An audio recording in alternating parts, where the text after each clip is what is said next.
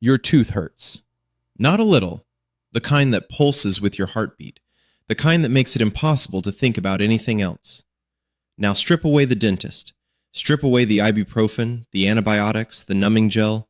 Strip away the phone you'd use to book an emergency appointment at 11 p.m. Now you're somewhere around 10,000 years ago, and that tooth is not getting better on its own. Here's the thing about tooth pain that makes it different from almost every other kind of hurt. It doesn't stay in your mouth. It climbs. It radiates up through your jaw, behind your eye, across your whole skull, and it does not take breaks. You can't splint it. You can't rest it. You can't avoid using it the way you'd baby a sprained ankle, because eating is not optional. Sleeping with it is nearly impossible. Trying to focus on anything, tracking an animal, reading the weather, remembering where you left the group, forget it. The trigeminal nerve, which carries pain signals from your teeth, is one of the largest and most aggressive sensory highways in the human body. When it fires loud.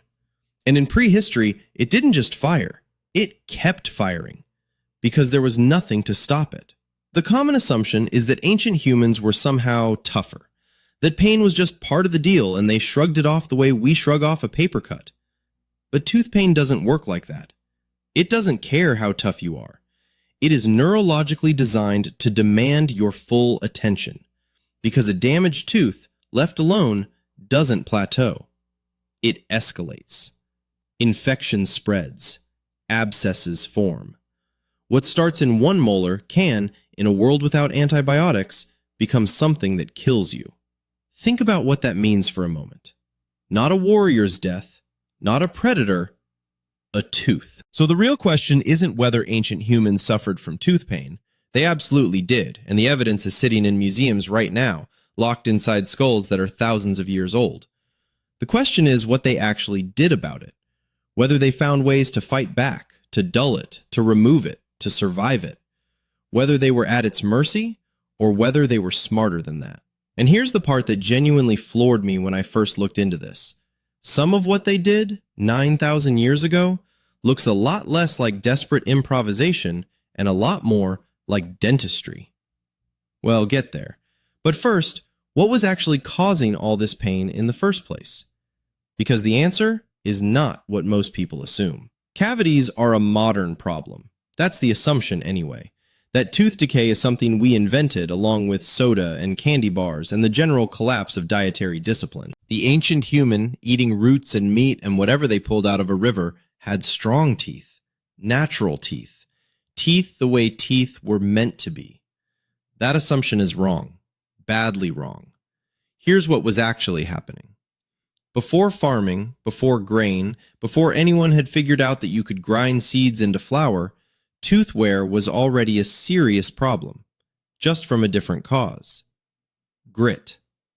Stone tools used to process food left tiny particles of rock embedded in everything ancient humans ate. Every meal came with a light dusting of abrasive material that, over years of chewing, acted like sandpaper on enamel. Slowly, relentlessly, down to the dentin underneath, which is softer, more sensitive, and has absolutely no interest in being exposed. Researchers examining skulls from pre-agricultural populations found wear patterns so severe that by middle age, some individuals had ground their teeth nearly flat. Not from sugar, from eating. Then farming arrived, and in some ways, made things worse. Ground grain meant softer food, which sounds like a relief, but it also meant fermentable carbohydrates sitting against teeth for hours. Cavity rates in early agricultural populations jumped sharply compared to hunter-gatherers before them. We know this because the teeth are still there, sitting in jawbones in museum collections and archaeological sites across the world, and the decay is visible and measurable. So you've got wear on one end of history and decay on the other, with cracked teeth, impacted wisdom teeth, and untreated infections filling in the gaps across all of it. A cracked tooth in a world without treatment doesn't stabilize. It becomes a slow entry point for bacteria. The bacteria reach the pulp, the soft interior of the tooth where the nerves live, And then you're not dealing with sensitivity anymore. You're dealing with an abscess, a pocket of infection that builds pressure against bone and nerves simultaneously, and that, if it spreads, can move into the jaw, the sinuses, the bloodstream. A toothache that becomes an abscess, untreated, is not just painful, it can be fatal. That was true 10,000 years ago, and it was still true a few hundred years ago. The biology hasn't changed. What changed is what we do about it. And here's the part that reframes everything. Ancient humans weren't just enduring this. The bones we've been pulling out of the ground for the last century and a half are full of evidence that people were trying hard to do something. The question is what the skulls actually show us. Pick up any ancient skull with dental problems and you're not holding a specimen. You're holding a person's worst year. That sounds dramatic, but the evidence earns it. Paleoanthropologists and archaeologists who study ancient teeth aren't just cataloging damage. They're reading a record of chronic suffering that is specific, individual, and sometimes surprisingly detailed. Cavities, yes, but also abscesses visible as lesions eaten into the jawbone itself. Missing teeth that show healed bone around the gap, meaning the person lived on for years without them. Wear so severe on certain molars that the tooth had essentially been ground down to a stump, and the opposing teeth had drifted to compensate. These aren't statistics. Each one is a jaw that belonged to someone who woke up every morning with that jaw. Studies of Neolithic skulls from sites across Europe and North Africa have found abscess rates running as high as 1 in 5 individuals examined. And those are only the cases where the infection left visible damage on bone. Soft tissue infections leave no trace. The real number was almost certainly higher. Now picture one particular individual. Not a name, we don't have one, but a set of remains from a Neolithic site. An adult, probably in their 30s by bone density and wear, with a lower molar so badly abscessed that the surrounding jawbone had been partially resorbed. The body trying to wall off an infection it couldn't clear. On the opposite side of the same jaw, a tooth missing for long enough that the bone had fully healed over. So this person had already lost one tooth to the same kind of problem and kept going. Kept eating. Kept living. For years, possibly, with that abscess quietly doing what abscesses do. We can't know if they were in constant pain, but we can say the infection was serious enough to reshape their skeleton, and they survived it anyway. That's not a story about weakness.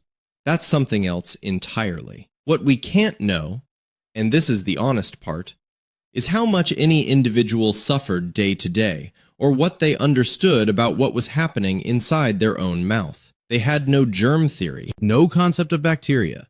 The pain was real and the cause was invisible. And that combination across tens of thousands of years of human history must have been genuinely bewildering.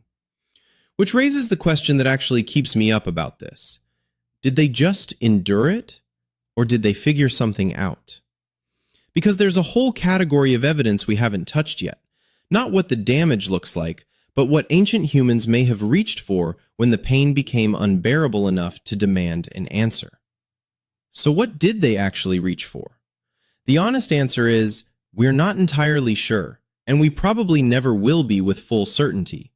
Plants don't preserve the way bones do, behavior leaves no fossil. But we have two things that get us closer than you might expect. The ethnobotanical record, which is the study of how traditional cultures around the world have used plants medicinally, and occasional archaeological finds of plant material at ancient sites. Put those together and a picture starts to form. Cloves contain eugenol, a natural analgesic that numbs tissue on contact. They've been used for tooth pain in traditional medicine across Asia for thousands of years, and eugenol is still the active ingredient in some dental cements today. Willow bark contains salicin, which the body converts into something chemically close to aspirin. Ancient Egyptians referenced it in medical texts. Evidence of willow use goes back further still. These weren't random guesses.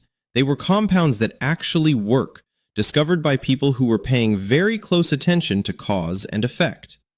Which, when you think about it, is just empirical medicine without the Latin. Alcohol is another candidate. Fermented drinks existed in many ancient cultures, and while getting drunk doesn't fix a tooth, it takes the edge off enough to matter when the edge is all you're fighting. Heat and cold. Pressing a warm stone against a swollen jaw, or holding something cold against inflamed tissue. Both have real physiological effects on pain and swelling. These aren't sophisticated interventions. They're also not nothing. And then there's ritual. In cultures without germ theory, pain that comes from inside your own body, with no visible wound, no obvious cause, is going to invite a spiritual explanation. Shamanic traditions, healing ceremonies, the laying on of hands, these existed across virtually every ancient culture we have records of. Whether or not they addressed the infection, they addressed the person. That distinction matters more than it sounds. Picture someone, jaw swollen on one side, who hasn't slept properly in 4 days. Someone packs a poultice of crushed leaves against the gum. Something bitter, something that numbs just slightly, and the pain drops from unbearable to merely bad.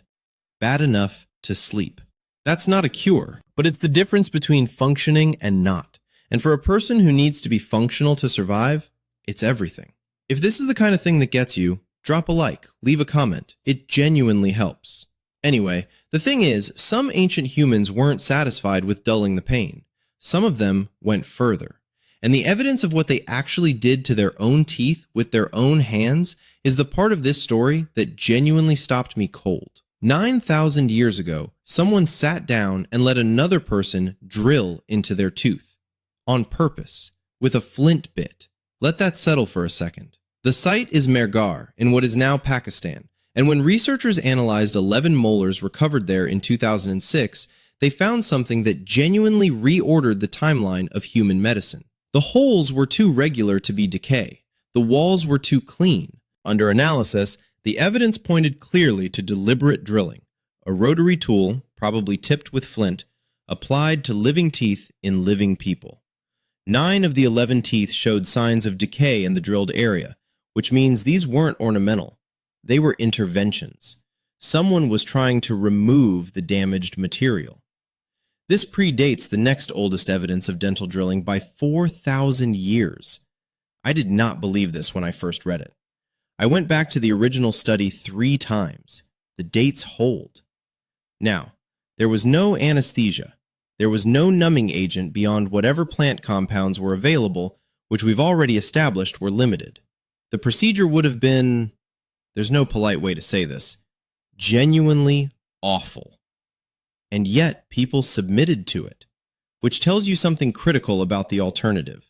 An untreated cavity, advancing toward the pulp, building toward abscess, was considered worse. The drilling was the better option. That's not desperation. That's a calculated trade-off made by people who understood, from experience, how this particular story ended if you did nothing. The tools evolved. Later cultures used small bronze picks. Egyptian texts from roughly 3,500 years ago describe treatments for tooth pain that include both herbal applications and what appear to be references to tooth removal. Extraction, pulling a tooth entirely, is one of the oldest documented medical procedures in human history, and it makes a brutal kind of sense. If the tooth is the source of the infection and you can get it out, the infection loses its anchor. And then there's the detail that's been sitting in the back of this whole story, waiting. A tooth recovered from a cave near Trieste in Slovenia, dating back around 6,500 years. Inside the cavity, a filling, made of beeswax, pressed in while still warm, conforming to the shape of the damaged area. Someone, 6.5 millennia ago, found a cracked tooth, found beeswax, and put one inside the other. Whether it was done before or after death is still debated, but the intent is readable.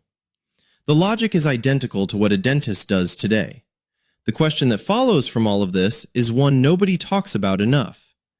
How did any of these people survive the recovery? Because that part of the story turns out to depend almost entirely on someone else. Surviving the procedure was only half the problem. Surviving the week after was the other half. Think about what a serious tooth infection actually demands of a person. You can't chew properly, not without pain bad enough to make you stop. You can't sleep through the night. You're running a low fever that drains your energy steadily, the way a phone left on with the screen up loses its charge without you noticing. In a hunter-gatherer group where your contribution to the collective is the difference between everyone eating and not everyone eating, being unable to function isn't just personal misfortune. It's a problem that belongs to the whole group. And here's where the story shifts in a direction that's harder to quantify but impossible to ignore. Archaeologists studying ancient remains have found individuals who survived injuries and conditions that would have required extended recovery, weeks, sometimes months of reduced capacity.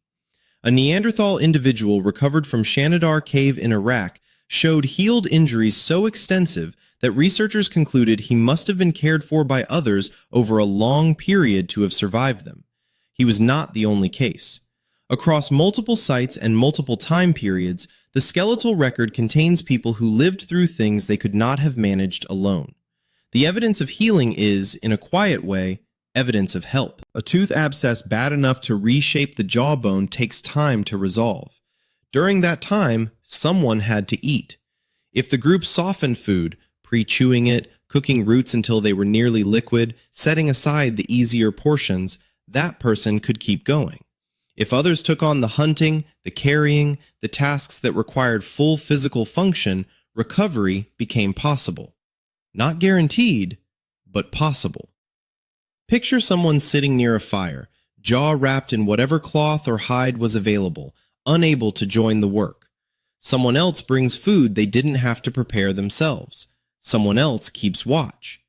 These aren't dramatic gestures. They're ordinary ones. The kind so ordinary they leave almost no trace in the record, which is exactly why we tend to underestimate how much they mattered. The capacity for this kind of care is not incidental to human survival. It may be central to it.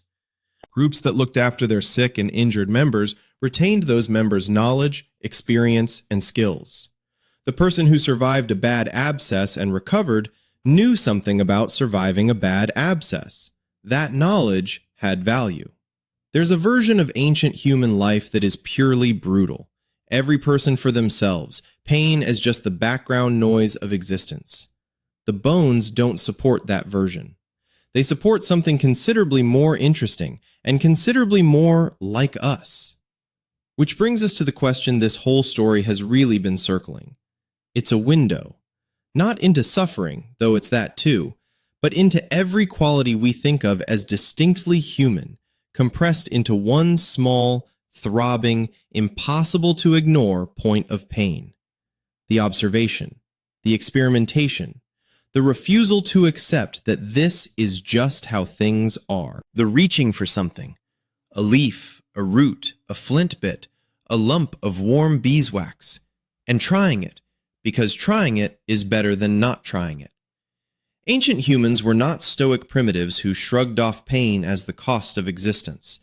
The evidence doesn't support that. What it supports is something more interesting.